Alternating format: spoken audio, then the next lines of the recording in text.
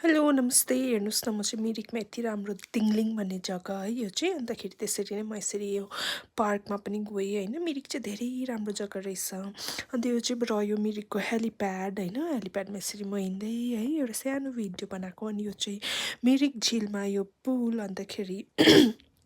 यसरी बोटिङहरू पनि हुँदो रहेछ है धेरै टुरिस्टहरू आइरहेको अन्त यसरी मलाई